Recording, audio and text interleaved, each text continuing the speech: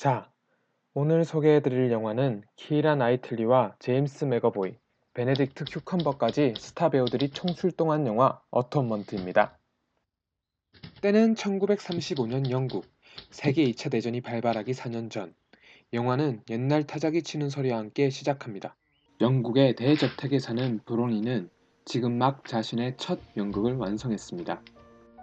자신의 첫 작품을 자랑하기 위해 엄마를 찾던 브로니는 가정부의 아들 로비를 만났습니다. 네, 이 멋진 남자가 그 유명한 제임스 맥어보이입니다.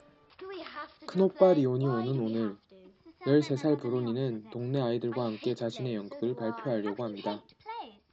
그런데 배우인 쌍둥이와 그 언니 룰라는 그다지 할 마음이 없어 보입니다.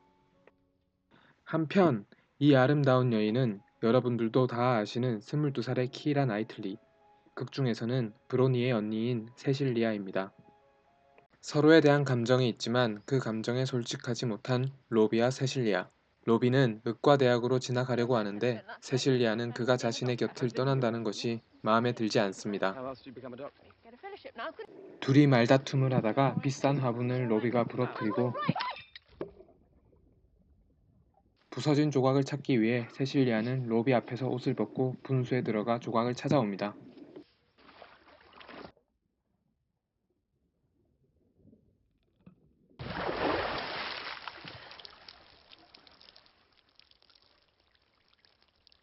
볼 거 다 보고 이제서야 고개를 돌리는 맥어보이.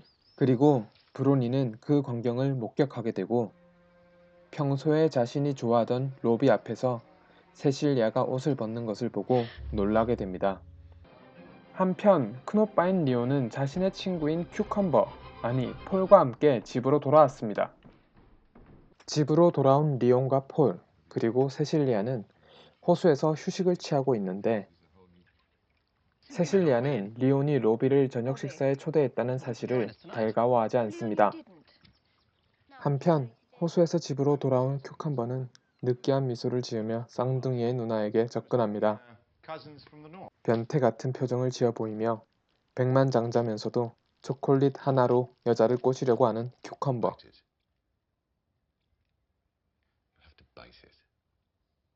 한편 로비는 세실리아를 그리워하며 낮의 일에 대해 사과 편지를 쓰고 있습니다. 근데 사과 편지라고 하기에는 내용이 조금 그렇죠? 역시나 장난이었는지 방금의 편지는 접어두고 세실리아에 대한 자신의 마음을 전하는 편지를 쓰는 로비. Dear Cecilia, you'd be forgiven for thinking me mad, though I feel rather light-headed and foolish in your presence, see, and I don't think I can blame the heat. 멋있게 차려입고 저녁 식사에 가는 로비. 가는 길에 풀숲에서 놀고 있는 브로니를 만납니다. 그리고 자신의 편지를 언니에게 전해달라고 부탁하는 로비. See, I feel a bit of a fool. 그런데 갑자기 자신이 장난삼아 썼던 편지를 잘못 넣었다는 것이 떠오릅니다. 역시나 남의 편지는 읽어야 제맛이죠. 13살 소녀 브로니는 감당할 수 없는 로비의 단어 선택에 충격을 받습니다. 충격을 받은 브로니는 로비가 변태가 분명하다고 생각합니다. 브로니가 충격을 받거나 말거나 세실리아와 로비는 오히려 그 편지를 통해 알콩달콩 서로에 대한 마음을 털어놓고 사랑을 확인하게 됩니다.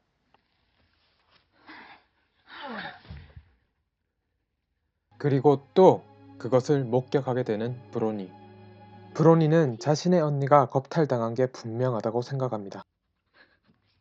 그렇게 오해가 깊어진 채 가족들은 저녁 식사를 위해 식탁에 모였습니다.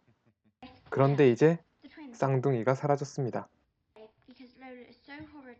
쌍둥이를 찾으러 나선 사람들. 그 와중에 브로니는 역시나 혼자서 돌아다니고 있네요. 브로니는 헤매다가 쌍둥이의 언니 롤라가 겁탈당하게 되는 것을 또 목격하게 됩니다. 네, 하루 사이에 참 많은 걸 목격하는 브론이네요. 겁탈남의 얼굴을 제대로 보지도 못한 채 로비였다고 생각하는 브로니와 거기에 동조하는 롤라. 결국 경찰들이 집에 찾아오게 되고 사람들을 신문하게 됩니다. 제대로 보지도 못했으면서 자신이 무조건 옳다고 주장하는 브로니. 거짓 증언으로는 부족했다고 생각했는지 언니 설아까지 뒤져 편지를 보여주는 브로니. 이 편지와 브로니의 확실한 증언으로 로비는 감옥에 가게 됩니다. 사람 인생 하나 망치기 참 쉽죠? 이제 영화는 그 무대를 4년 뒤 1939년 세계 2차 대전 당시 프랑스로 옮겨갑니다. 그런데 웬일, 감옥에 있어야 할 로비가 4년 뒤에는 군인이 되어 프랑스에 숨어 있습니다. 그렇습니다. 로비는 감옥에서 징집되었고 현재는 부대에서 낙오되어 있었던 것이었습니다.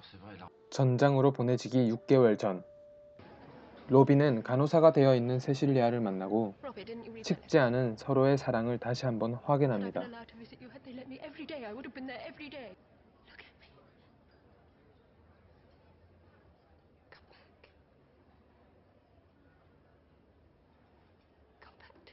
그리고 휴가 때 함께 친구의 오두막으로 여행 가자고 약속하는 둘.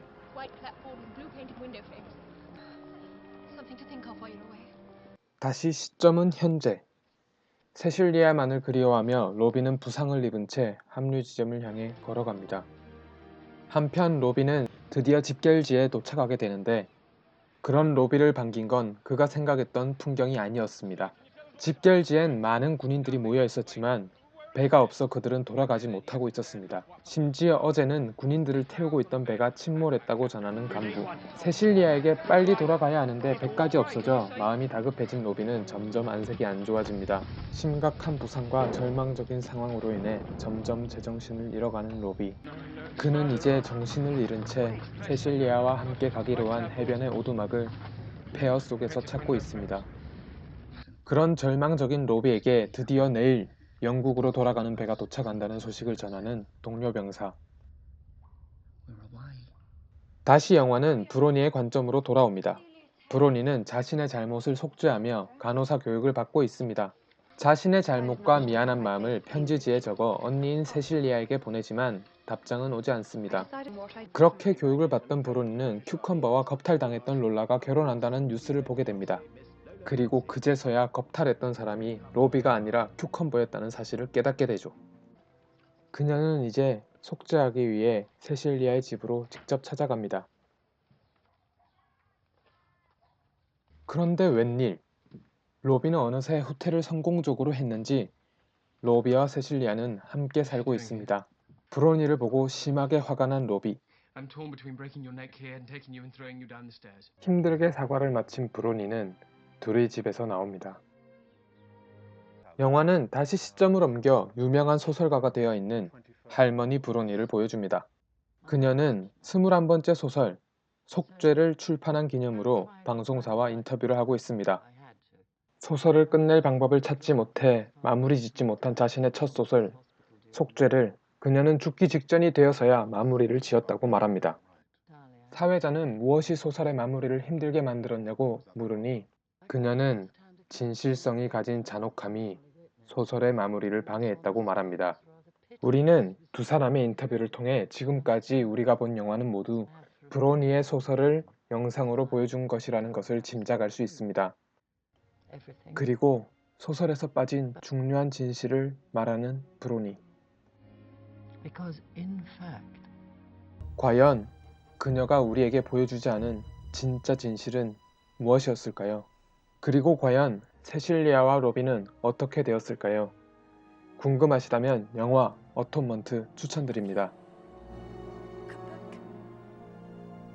Come back to me.